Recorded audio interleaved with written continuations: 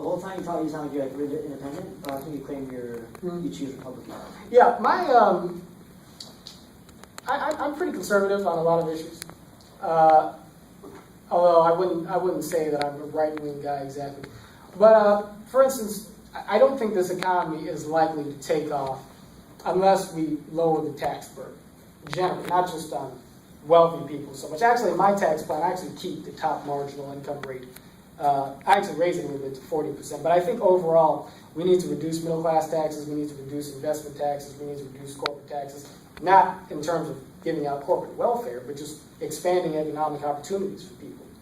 Now, on the other hand, I don't think that means we have to just slash spending on all the important programs we have. If you can grow the economy, you can generate more revenue that can allow us to pay for unemployment and welfare and the different programs that are important for people down at the bottom. So again, that's why I say I wouldn't consider myself sort of ultra-conservative on that point, because I don't want to completely gut spending out.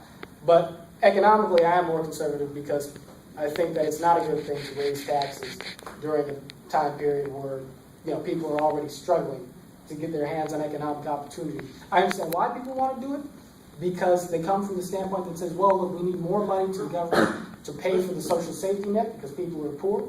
And that's a reasonable point of view, except that if you tax a weak economy, you're going to depress economic output. And what that means is fewer jobs and, ironically, less taxes to fund these programs that Democrats and liberals and a lot of people just want to keep in place for the sake of the poor. So, but that's a big part of it. And there are other issues too. I am very strong on the idea of border security. And like I said, I think there should be a pathway to citizenship. But we tried it in the 1980s, where Reagan granted what they call amnesty, and the idea back then was that you would allow people to stay in this country without being deported, which was the right thing to do. But the idea was that we would secure the border in exchange for that, and that never happened. So, I'm pretty tough on border security, and there are a number of other issues too. I mean, like I said, I'm a guy also on entitlements. I think there's a role for privatizing Social Security, not completely eliminating the federal government's role in that. But George W. Bush got in a lot of trouble for that at one time. So, I'm pretty much a center-right guy. And but in particular issue, I'm happy to assuage your or to answer your questions about in terms of why I take a Republican position. Although on a number of issues, I'm probably not the center too. Anyway, you got a follow up or any other questions? Can you say a little bit about your past history? Yeah. Well, it's funny. I come from a family with a little bit of a political lineage. My grandfather was a pretty prominent Democrat in the 60s. He wasn't a politician. He was actually big in Hollywood. He owned a record label called Dot Records, which was the biggest independent record label in the country in the 1950s. And he was a Kennedy Democrat, knew John Kennedy, knew Richard Nixon, played golf with him a lot, knew Reagan. Well, Reagan didn't like my grandfather for whatever reason. I always gave him a stink eye or something. I don't know. And so I sort of had an inherited interest in politics from a Democratic perspective. And like I mentioned before, I was a big opponent of the Iraq War in high school. And honestly, if I had it to do over again, I still would be. I still think that was a bad war, But and I also mentioned I supported the president when he came along. I'm glad I did in 2008. I don't regret that. But I started to just take further evaluation of myself as, in terms of my economic point of view, in terms of my ideas about the Constitution and so forth. It just led me to a different perspective on a number of things that made me think, well, on a list of 50 issues, I'm probably a bit more Republican. But I'm a writer. I write for a multicultural website, well, an African American cultural website, probably, called Black is Online. It's based out of Leimert Park. I also write for a Washington Times website called Washington Times Communities. And as a writer, I've always been a person who's been deeply studious about politics and history, and I think it's enabled me to sort of see things from both sides as much as anybody can. And so politics and writing has always been big passions of mine. And so that's a little bit about who I am. I don't want to bore you with too many details about my biography. But yeah, but any questions? Yes, I know you're a former student here. that's right. I'm for a student. I took Professor Hosky's class, and I was very obnoxious. She'll tell you. I was always mouthing off. So what position are you Uh, standing for? Congress in the 43rd District, House of Representatives. And when's the election? The primary election is next June 5th, I believe, and the general election is next November. So I mean, there's time, no time to lose. When you run for Congress, I guess it's a pretty big deal. There's only 500 some odd members of Congress, 100 in the Senate, 436 in the House or so. And what I'm finding as I'm embarking on running this race is that you got a lot of people who are going to want to tell you how to think, who want to tell you who to hire, how to spend your money, and who to associate yourself with. But my whole reason for wanting to get into this race is just to sort of be an independent thinker, you know. And so, in any event, but it's an exciting thing to try to do. And so, yeah, anybody here who can vote, you know, you don't have to vote for me, but if you live in Torrance, I sure hope you do. Because I'll need every vote I can get. What's the first thing you do or change?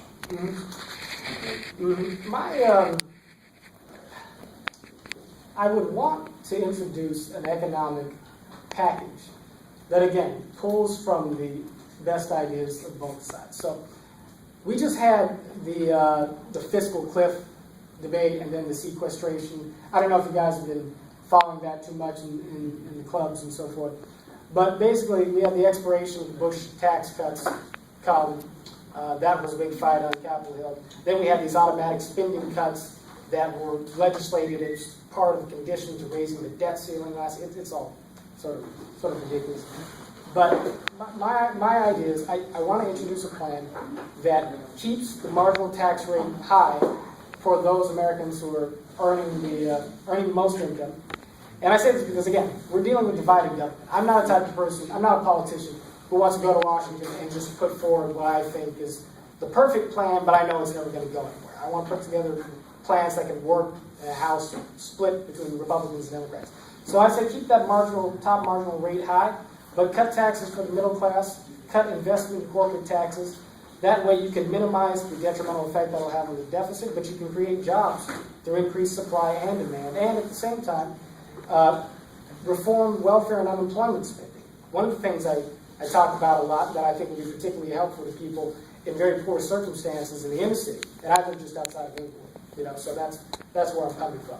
Is reforming welfare and unemployment to where we don't cut the benefits, but we tie the administering of these benefits to people being moved into programs where, you know, they can become accredited, where they can gain an associate's degree, where they can go through vocational training, where they can go through corporate training. In other words, at the end of a period of a year or 2 years, when you're receiving unemployment and welfare benefits, you now have the qualifications, the accreditation, the skills to go out and get a job in the broader economy. Because the way it works now is, you know, we give people money to help them get by, and that's fine, but if you're sitting at home receiving unemployment or welfare, but you're not working, what happens is your skills ossify, you become rusty, your resume has that increasingly large gap of employment on it, and when your time is up receiving unemployment benefits, and they do cut you off eventually, then you're thrown right back out into the workforce, and you're even less qualified, you know, going out of the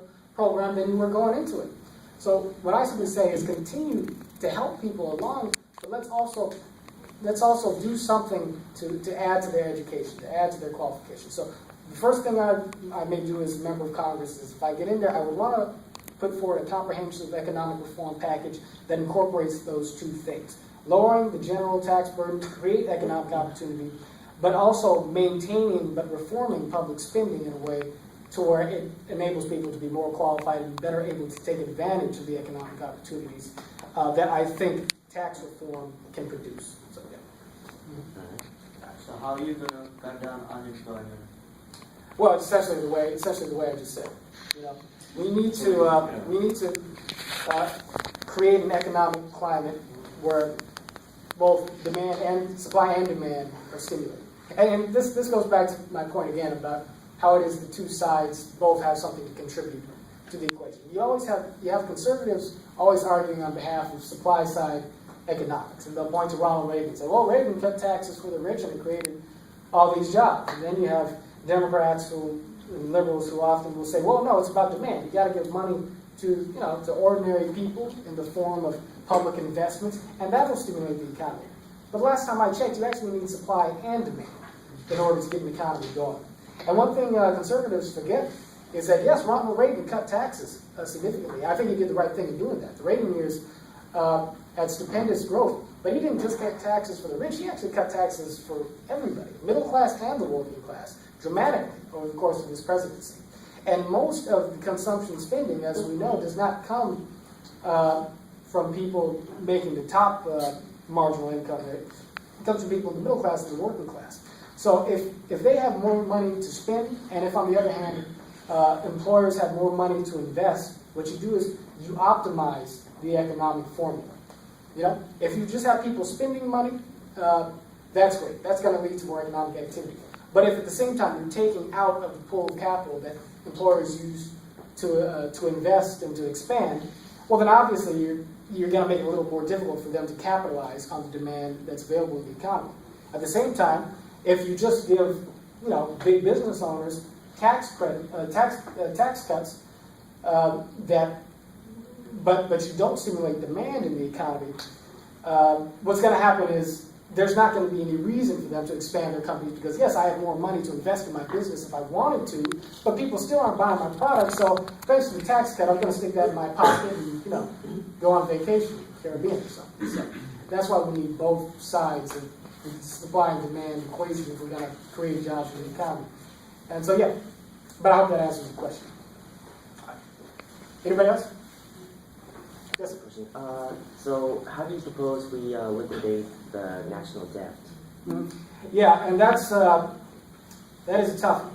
Because even with my plan would increase the deficit too. Democrats and Republicans always complaining about how the other side is increasing debt and deficits and so forth, but both sides do it. It's because you can't really get the economy going again unless you increase the deficit. Now, some people have different opinions on that, but whether you're talking about increasing spending and increasing taxes, I think that sort of makes it a wash from the liberal perspective. On the conservative side, if you gut spending and reduce taxes, that's sort of a wash too.